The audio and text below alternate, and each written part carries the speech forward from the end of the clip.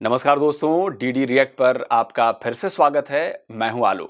तो आज जो वीडियो मैं आप लोगों के साथ देखने जा रहा हूं और जिस वीडियो पर मैं रिएक्ट करने जा रहा हूं वो वीडियो है रिबाहा इमरान का। और वीडियो का टाइटल है Indian navy's 5th Scorpene class submarine Vagir launched. तो जैसा कि आप सबको पता है कि आईएनएस वागीर लॉन्च हो चुकी है और बहुत जल्दी वो इंडियन नेवी में शामिल होकर काम करना शुरू कर देगी। तो वागीर जो है वो बड़ी ज़बरदस्त सबमरीन होने वाली है, नई तकनीकों से लैस है और ये पांचवी है। 6 सबमरीन का प्रोजेक्ट था ये, उसकी ये पांचवी है। जो आईएनएस वेला है बाकी है उसी क्लास की है ये आईएनएस वागीर। तो चलिए देखते हैं भाई कि पाकिस्तान के लोग इस पर क्या कहते हैं। मेरे आज के प्रोग्राम का सवाल ये है कि इंडिया जो है 6 स्कॉर्पियन सबमरीन जो है बना रही है, बहुत ही एडवांस टेक्नोलॉजी कहलाई जा रही है। और इस की ख़ास बात ये है कि ये मेड इन इंडिया सबमरीन है और प्री ट्रायल इसका चल रहा है, ठीक है। और जल्द ही ये इंडियन नेवी में इसको शामिल कर लिया जाएगा, कमीशन कर दिया जाएगा। सर, इस हवाले से आपकी क्या राय है, क्या कहेंगे उनकी सबमरीन के हवाले से? जी, जैसे कि अगर देखा जाए तो ये डिफेंस को स्ट्रॉन्ग करने के लिए एक अच्छा स्टेप है उनकी तरफ से। हर कंट्री की ये कोशिश होती है कि वो अपने जितने भी मिलिट्री से रिलेटेड इक्विपमेंट हैं उसको एडवांस कर सकें, उसमें एडिशन कर सकें। तो सबमरीन की आई थिंक कॉस्ट भी काफ़ी ज़्यादा हाई होती है। और जिस तरह अगर इसको मैं कंपेयर करूं पाकिस्तान के साथ, तो पाकिस्तान के पास भी एक सबमरीन है जो कि अभी तक एग्जिस्ट कर रही है और आई थिंक उस पर भी फर्दर वर्किंग चल रही होगी, क्योंकि इन फ्यूचर जिस तरह टेक्नोलॉजी में एडवांसमेंट आ रही है तो लोग अपने जितने भी ये मिलिट्री से रिलेटेड इक्विपमेंट है उसको भी इन्हांस कर रहे हैं।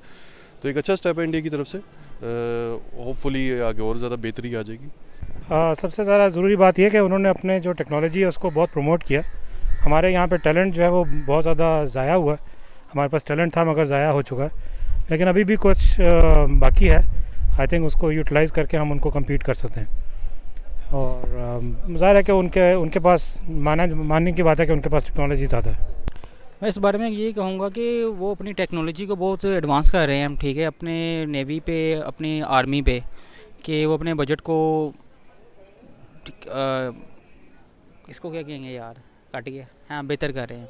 तो हमें भी चाहिए कि हम अपने टेक्नोलॉजी को यूज़ करें, ठीक है। ये सबमरीन जो इंडिया अपनी नेवी में जनरेट कर रहा है, ठीक है, हमें भी चाहिए कि हम इस पर टेक्नोलॉजी पे, अपनी टेक्नोलॉजी पे काम करें, बेहतरी लाएँ। एक्चुअली देखें, इस टाइम जो सब कॉन्टिनेंट को ज़रूरत है वो अपनी इकोनॉमी को बूस्ट करने की ज़रूरत है, क्योंकि दोनों मुल्कों में जो इकोनॉमिकली क्राइसिस चल रहे हैं, पर्टिकुलरली पाकिस्तान में ज़्यादा चल रहे हैं। इंडिया ठीक है ये कर रहा है, लेकिन इससे सॉरी, हमारे यहाँ कोई इकोनॉमिक क्राइसिस नहीं है, सॉरी। और मेड इन इंडिया जो है वो इसीलिए है कि हमारी इकोनॉमी ग्रो कर रही है। हम अपना पैसा अपनी इकोनॉमी में ही लगा रहे हैं। आप सोचिए कि 6 सबमरीन का प्रोजेक्ट था, पांचवी सबमरीन है ये, तो कितने लोगों को रोजगार मिला, कितनी कंपनियां इसमें मिलकर बना रही हैं, कच्चा माल आ रहा है, अलग अलग पार्ट्स अलग अलग कंपनियां बना रही हैं, हमारी चीजें हमारी कंपनियों में जा रही हैं। आप समझ रहे हैं, काम मिल रहा है, काम मिल रहा है, काम मिल रहा है। तो पैसा जो घूमता है वो हमारी इकोनॉमी में ही घूम रहा है। तो इसका बड़ा फायदा है हमें मेड इन इंडिया बनाने का। आप समझ रहे हैं इस चीज को। पाकिस्तान भी अपनी नेवी को मजबूत कर रहा है। उसने भी अभी शायद हैंगोर क्लास की सबमरीन चीन से उसने ली है, बनाने का वो किया है। तो चीन से टेक्नोलॉजी आएगी, वो बनाएंगे, चीन के इंजीनियर भी आएंगे साथ में। तो ये पाकिस्तान के लिए अच्छी बात है। ठीक है, पाकिस्तान की इकोनॉमिक जो है हालत है वो बहुत ख़राब है, लेकिन मुझे लगता है कि पाकिस्तान को मजबूत करना ही पड़ेगा भाई। अगर उनकी नेवी में सबमरीन्स पुरानी पड़ रही हैं और सबमरीन्स की ज़रूरत है उनको, तो भाई जाहिर सी बात है पैसे तो लगाने पड़ेंगे। अब इकोनॉमी ख़राब हो चाहे अच्छी हो, आपको पैसे तो लगाने पड़ेंगे भाई, मजबूरी है आपकी, क्योंकि इधर इंडियन सबमरीन फ्लीट जो है वो लगातार बढ़ती जा रही है। तो जाहिर सी बात है कि आपके लिए मुश्किल है, बट मुझे लगता है कि अगर पाकिस्तान नेवी सबमरीन बना रही है तो वो भी अपनी डिफेंस के लिए बना रही है और इसमें कोई बुराई नहीं है। अपने डिफेंस के लिए चीज़ों को बनाना या चीज़ों को इंपोर्ट करना, खरीदना, कोई बुराई नहीं है इसमें। उसकी इकोनॉमी को क्या फ़ायदा होगा, पहले तो ये देखना पड़ता है ना। दूसरी चीज़ ये है कि पाकिस्तान उसके कंपटीशन में वो काम करे जिससे हमारी इकोनॉमी को फ़ायदा हो।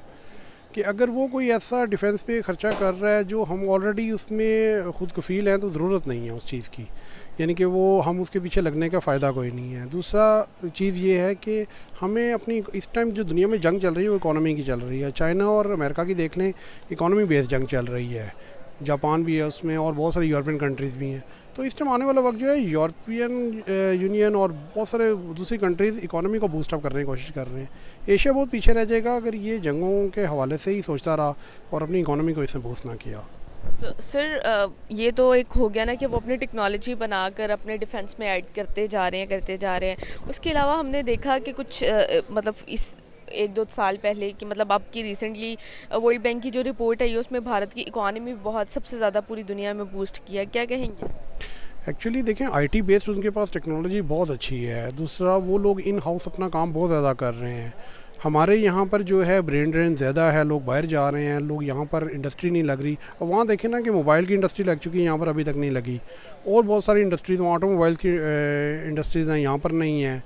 हर चीज़ देखें वो बनाता जा रहा है अपने मुल्क में इन हाउस। हम इंपोर्ट करने पे लगे हुए हैं, इंपोर्ट में तो खर्चा ही बढ़ेगा ना। हम इन हाउस कुछ भी नहीं बनाने की सोच रहे और आगे कोई प्लानिंग नहीं है हमारी ना। हमने टैक्स फ्री जोन लगाया हुआ है, हम टैक्सेस बढ़ाते जा रहे हैं, इंडस्ट्री पे और बोझ डालते जा रहे हैं। बजाय हमें टैक्स फ्री जोन बना के हमें बहुत सारी टेक्निकल चीज़ों को पहले बूस्टअप करना चाहिए कि वो अपनी खुद उसमें चीज़ें बनाएं। जब तक वो बनाएंगे नहीं, इकोनॉमी बूस्ट नहीं करेगी, तो फिर हम पीछे रहते जाएंगे। डिफेंस में चाहे जितना मर्जी मजबूत हो जाएं। पहली बार या शायद दूसरी बार मुझे कोई समझदार पाकिस्तानी रिएक्शंस चैनल पर मिला है। ये जो भाई साहब बात कह रहे थे, ये बहुत संजीदा बात है, बहुत गंभीर बात है कि आप चीज़ों को इंपोर्ट करते जा रहे हो।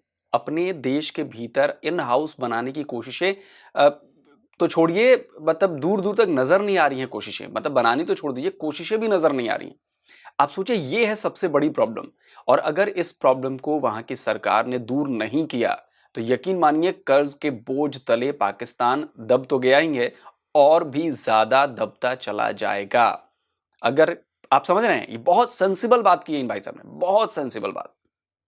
जी सर, इस प्रोजेक्ट के हवाले से आपको बताती जाऊं तो ये जो 5th पी ट्रायल चल रहा है, 5th सबमरीन का पी ट्रायल जो चल रहा है, बहुत ही एडवांस टेक्नोलॉजी कहलाई जा रही है। इस सारी पूरे प्रोजेक्ट पर जो कॉस्ट आई है वो 23,000 करोड़ इंडियन रुपी की कॉस्ट आई है। उसके अलावा इसकी जो ख़ास बात ये है कि ये मेड इन इंडिया है, ठीक है, और मेड इन इंडिया के प्रोसेस के थ्रू इसको इंडिया में मेक किया जा रहा है। मतलब हो गया, अब तो बन गई है, अब तो मतलब नेवी में ऐड होने जा रही है। उनका नेक्स्ट टारगेट ये है कि वो 2030 तक 22 सबमरीन जो हैं वो अपनी नेवी में ऐड कर लेंगे। और आपको पता है सबमरीन बनाने के कितने अखराजात चाहिए होते हैं। तो सर आपको क्या लगता है कि ये जिस हिसाब से वहाँ पर वर्किंग चल रही है, कोविड की पेंडेमिक के बावजूद वो वर्किंग कर रहे हैं, आपको क्या लगता है वो अपना ये टारगेट अचीव ईजीली कर लेंगे? जी आई थिंक कर लेंगे, क्योंकि India is a big country. उनकी इन्वेस्टमेंट देखें, उनके डिफरेंट कंपनीज़ के, अगर आप जो उनके ग्रोथ हो रही होती है, उनके अमाउंट्स आ रही होती हैं, वो काफ़ी ज़्यादा बिग अमाउंट्स हैं। तो इंडिया वैसे भी मिलिट्री के लिए काफ़ी ज़्यादा अपना बजट जो है ना इन्हांस किया हुआ है। तो अगर इन्होंने 2030 तक इतना टारगेट रखा हुआ है तो आई थिंक वो अचीव कर लेंगे। लेकिन अब अगर आप फ्यूचर को थोड़ा सा एनालाइज करें तो उसमें आगे जो डिफरेंट कंट्रीज़ हैं ना, वो मिसाइल्स की तरफ ज़्यादा उनका फोकस है, क्योंकि मिसाइल की कितनी रेंज होगी उसके अकॉर्डिंग क्या होगा। तो आई थिंक ज़्यादा जो फोकस आगे जा रहा है वो मिसाइल्स की तरफ जा रहा है और उसमें ज़्यादा डेवलपमेंट की ज़रूरत है। सबमरीन इसका एक पार्ट है, मेजर इन्वेस्टमेंट इसमें इन्वॉल्व है। तो होपफुली हम अच्छे की एक्सपेक्ट करते हैं कि डिफेंस को अपने स्ट्रॉन्ग तो करना है, हर कंट्री की ये कोशिश होती है, लेकिन इसको उस तरह यूज़ में ना लाया जाए। अदरवाइज़ आपको पता है फिर तबाही की तरफ दुनिया चली जाएगी। सर जिस तरह वो बना रहे हैं और लगता भी है कि वो आगे इसको मतलब बिज़नेस के तौर पे इसको यूज़ भी करने लग जाएंगे, इसको एक्सपोर्ट करने लग जाएंगे। सर एक टाइम था कि इंडिया जो है डिफेंस इंपोर्टर कहलाया जाता था, ठीक है, और आज वो ख़ुद अपने मुल्क में बना रहा है और अपने वो उनकी पॉलिसी थी आत्मनिर्भर भारत, तो आज वो उसको बहुत ज़्यादा प्रमोट करते हुए मेड इन इंडिया जो सबमरीन बना रहे हैं। सर आपको क्या लगता है जिस हिसाब से वर्किंग कर रहे हैं वो अपने आप को आने वाले टाइम के लिए रेडी कर रहे हैं चाइना को काउंटर करने के लिए? मेजर उनका जो थ्रेट है वो चाइना से ही है, क्योंकि साथ उनके इसराइल और यूएस जो है सपोर्ट कर रहा है। लेकिन मीनवाइल पाकिस्तान के साथ भी रशिया, चाइना अटैच हैं और पाकिस्तान ने भी जिस तरह F-16, F-17 इनकी मेकिंग की और आगे चाइना के कोलैबोरेशन के साथ उन्होंने आगे सेल किया। होपफुली आगे पाकिस्तान भी जो है इसके साथ मज़ीद डेवलपमेंट लेके आएगा और इंशाल्लाह बेहतरी की तरफ जाएंगे। बिल्कुल सर। टारगेट तो अचीव हो जाएगा, जैसे उनके पास अपना एक एयरप्लेन भी है, उसको तीजा बोलते हैं वो, तेजस वो अच्छा है, मगर वो अभी तक किसी डॉग फाइट में आया नहीं है, तो इसलिए यू नेवर इसको एक्सपोर्ट भी कर रहे हैं। कर रहे हैं, बट उसका रिजल्ट जो है ना अभी तक हमने देखा नहीं है। तो वो कहते हैं कि तेजस जो है वो कभी भी एक दफ़ा भी ड्रॉप नहीं गिरा नहीं है, क्रैश नहीं हुआ, बट वो उसकी एक वजह ये है कि वो उसने कभी डॉग फाइट की भी नहीं है। अगर आप वो डॉग फाइट में आए फॉर एग्जांपल अगर F-16 के साथ या JF-17 के साथ, तो फिर पता लगेगा। तो यस, टेक्नोलॉजी उनकी है, नो डाउट, इसको मानना चाहिए, बट ऑन ग्राउंड जब वो एक्ट करेगा तो पता लगेगा क्या टेक्नोलॉजी काम करती है। करेंगे अचीवमेंट, क्योंकि कि हर उनके भी नेवी में मुख्तलिफ जो डिपार्टमेंट्स हैं उनके वर्किंग वगैरह उनकी बहुत अच्छी है। हमें भी कि इसमें वर्किंग करनी चाहिए। टारगेट हो सकता है वो अचीव कर लें, सारा कुछ वो कर लें, लेकिन पाकिस्तान की डिफेंस पावर इतनी यानी कि मजबूत है कि वो उसका मुकाबला नहीं कर सकते, वो जितना मर्जी कर लें। सिर्फ देखना ये है कि वो अपनी इकोनॉमी के लिए क्या करता है। इस टाइम अगली जंग जो अगले 5 साल बाद शुरू होनी है वो इकोनॉमी बेस्ड होनी है जंग। तो सर वो जिस हिसाब से वो काम कर रहे हैं तो इकोनॉमी तो उनकी बूस्ट ही जा रही है। इकोनॉमी अभी तो बूस्ट जा रही है ना, लेकिन मसला ये है कि हमें उसकी अगर कोई कम्पीट करना चाहिए तो इकोनॉमी में करना चाहिए, ना कि उसके डिफेंस में जाके। उसके हमारा डिफेंस से बहुत मजबूत है अल्हम्दुलिल्लाह, हमारे पास हर चीज़ है, लेकिन बस ये है कि हमें अपनी इकोनॉमी को बूस्टअप करना चाहिए, क्योंकि यहाँ पर मसला मसाइल इस टाइम जो आ रहा है ना वो यही आ रहा है कि हमारा GDP गिरता जा रहा है, हमारे और मसले मसाइल बढ़ते जा रहे हैं। तो हमें उसमें नहीं करना चाहिए। वो जो कर रहा है ठीक है, वो करता रहे, इससे हमें कोई ख़तरा नहीं होना चाहिए, क्योंकि हमारे पास हमारा डिफेंस अल्हम्दुलिल्लाह उससे बहुत अच्छा है। हमारी आर्मी, हमारी हर चीज़ दुनिया की बेहतरीन आर्मी मानी जाती है, ये तो सारी दुनिया में वर्ल्ड रैंकिंग है, तो इससे हमें कोई फ़र्क नहीं पड़ेगा। सर आपको क्या लगता है कि वो आने वाले टाइम के लिए ख़ुद को चाइना को काउंटर करने के लिए रेडी कर रहे हैं, या आने वाले टाइम के लिए वो ख़ुद को रेडी कर रहे हैं चाइना को काउंटर? ज़ाहिर है उनके लिए 2 कंपटीशन है, पाकिस्तान और चाइना। पाकिस्तान इस लिहाज से कि वो उनकी बाउंड्री उसके साथ लगती है और वो बहुत स्ट्रेटेजिक है उनका। चाइना के साथ उनका चूँकि सी का बॉर्डर नहीं है, इसलिए थोड़ा उनको वहाँ पे शायद चाइना के लिए उनको इतना थ्रेट नहीं है सबमरीन में, क्योंकि सबमरीन ज़ाहिर है कि वो सी में ही काम कर सकती है। चाइना के साथ उनका एयर का बॉर्डर है, वो उसमें कंपटीशन है उनका, ये मैं समझता हूँ कि ऐसा है। रेडी कर रहा है, क्योंकि हमारे पास भी, हमारी नेवी के पास भी ऐसी टेक्नोलॉजी है सबमरीन वाली, मगर वो चाइना से इंपोर्ट करते हैं मेरे ख्याल से। ठीक है, चाइना का कि बहुत ज़्यादा हमारी के डेवलपमेंट में थ्रू आउट है, मगर कि ये कि उन्होंने भी जो इंडिया अपनी सबमरीन वगैरह कर रहा है जनरेट, इसमें चाइना के साथ उसका मुकाबला है। ठीक है, कि वो अपने आप को रेडी कर रहा है आने वाले वक्त के लिए। अब ये बताइएगा सर कि हम पाकिस्तान की बात करें तो आपको पता है कि पाकिस्तान ने 90s में बनाई थी सबमरीन, उसके बाद हमने अब तक कोई सबमरीन नहीं बनाई। सर क्या कहना चाहेंगे कि हमारा ज़्यादातर फोकस जो है इंपोर्ट की जानिब होता है, हम एक्सपोर्ट की जानिब, एक्सपोर्ट तो तब होगी जब मैन्युफैक्चरिंग होगी अपने मुल्क में। हम अपने मेड इन पाकिस्तान को इतना प्रमोट क्यों नहीं कर पा रहे जिस हिसाब से इंडिया आज के डेट में मेड इन इंडिया को लेकर चल रहा है? क्या कहेंगे आज वो इतना आगे निकल गया और हम अभी स्टिल सोच रहे हैं कि क्या किया जाए? जिस तरह मैंने पहले आपको थोड़ा सा एक्सप्लेन किया कि अमाउंट्स इसमें काफ़ी ज़्यादा इन्वॉल्व होती हैं, यानी हर कंट्री का एक बजट है, उसके अकॉर्डिंग उसने प्लान करना होता है कि उसने इकोनॉमिक साइड पे कितना करना है, डिफेंस साइड पे कितना एक्सपेंस करना है। तो इंडिया के चूँकि डिफेंसिंग बजट बहुत ज़्यादा होता है, इसलिए वो उसमें इन्हांसमेंट लेके आ रहे हैं। अब अगर पाकिस्तान की बात करें तो होपफुली पाकिस्तान भी इस पर वर्किंग कर रहा है। अगर आप देखें तो हमारा बजट में भी एटलीस्ट 60 to 70% डिफेंस के लिए यूज़ हो रहा होता है। तो इट्स मीन के इन प्रोसेस चीज़ें हैं और इन फ्यूचर इसमें मज़ीद बेहतरी आएगी। और जैसे आपने लास्ट टाइम भी देखा हो कि पाकिस्तान ने भी शाहीन और बाबर के मज़ीद इन्होंने मिसाइल के तजर्बे किए हैं और अल्हम्दुलिल्लाह उसमें वो कामयाब रहे हैं।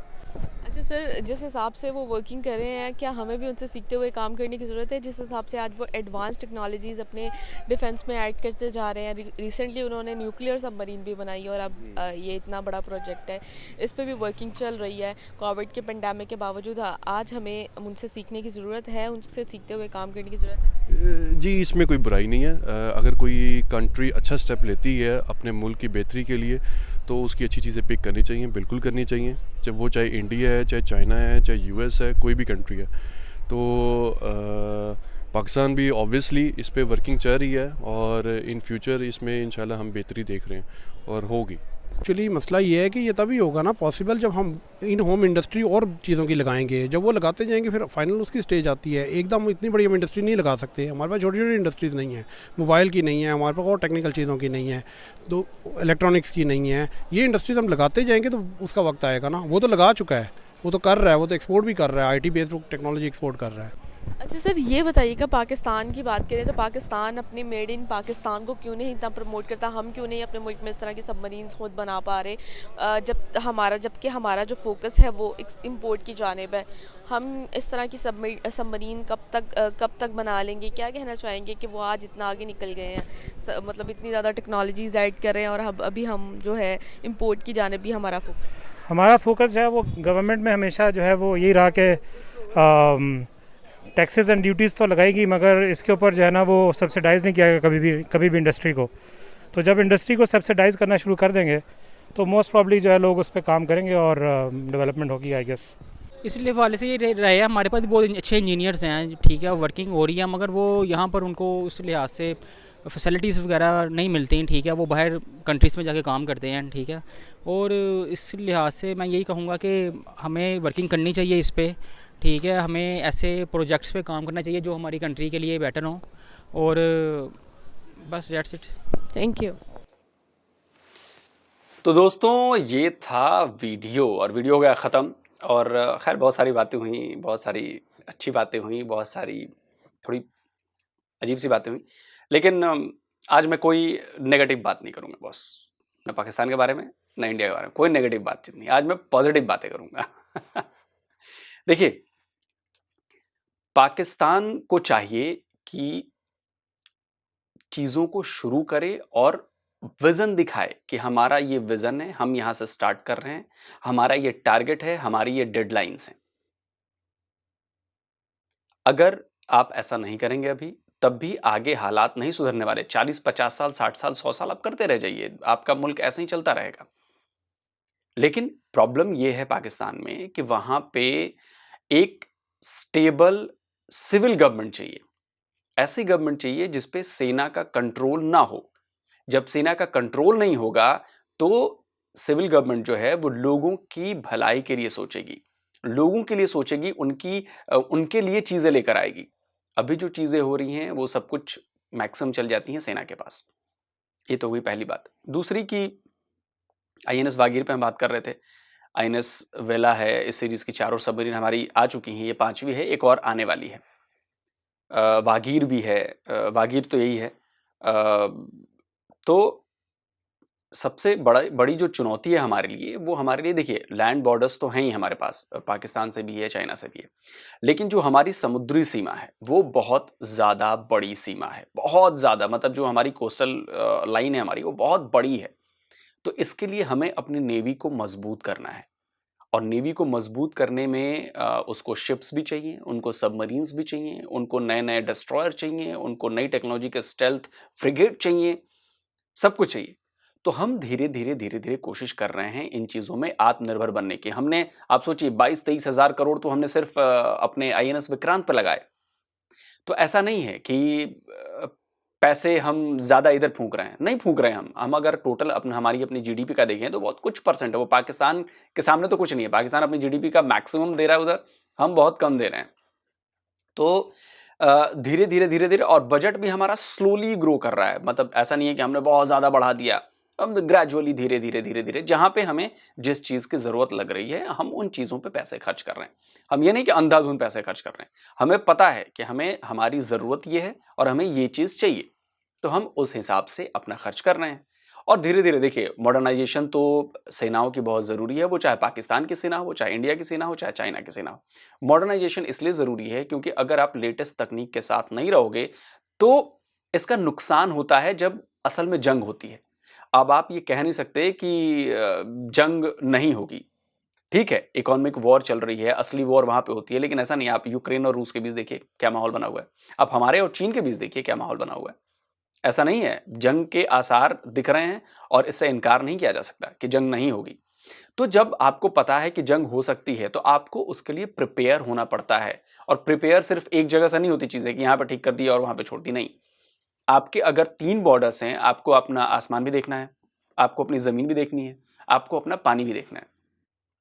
तो तीनों सेनाओं को आपको मजबूत करना पड़ेगा, मॉडर्न करना पड़ेगा, उन्हें लेटेस्ट इक्विपमेंट से लैस करना पड़ेगा, उन्हें सबसे आधुनिक हथियार देने पड़ेंगे। अब हम इंपोर्टर थे, लेकिन धीरे धीरे ये सिचुएशन अब बदल रही है। हम अब वेपन एक्सपोर्टर बन रहे हैं। अभी हमने हाल ही में फिलीपींस के साथ $375 मिलियन की डील की है उन्हें ब्रह्मोस बैटरी बेचने के लिए, और अभी सिर्फ 3 ब्रह्मोस की बैटरी बेची हमने। अभी कई और देश लाइन में हैं जिनसे बातचीत चल रही है, तेजस के बारे में बातचीत चल रही है। आप यकीन मानिए, हम देर से आते हैं थोड़ा, लेकिन हम दुरुस्त आते हैं। हम चाइना की तरह नहीं हैं कि कॉपी बनाओ, क्वालिटी कैसी है नहीं पता नहीं क्या होगा। चाइनीज ड्रोन्स आपने देखे हैं कि जहां जहां उन्होंने वर्ल्ड वाइड दिए हैं, बेचे हैं, कई सारी दुर्घटनाओं की खबरें आती हैं, चीजें काम नहीं कर रही होती हैं। तो खैर यह अलग बात है, लेकिन हर देश को अपनी सीमाओं की सुरक्षा करने का अधिकार है, अपनी डिफेंस को मजबूत करने का अधिकार है, अपने नए हथियार लाने का अधिकार है, और उस पर किसी को एतराज नहीं होना चाहिए। वो चाहे पाकिस्तान करे चाहे इंडिया करे, उसमें कोई फर्क नहीं है। ठीक है, तो जल्दी हाजिर होता हूं एक और नए वीडियो के साथ। नमस्कार, जय हिंद।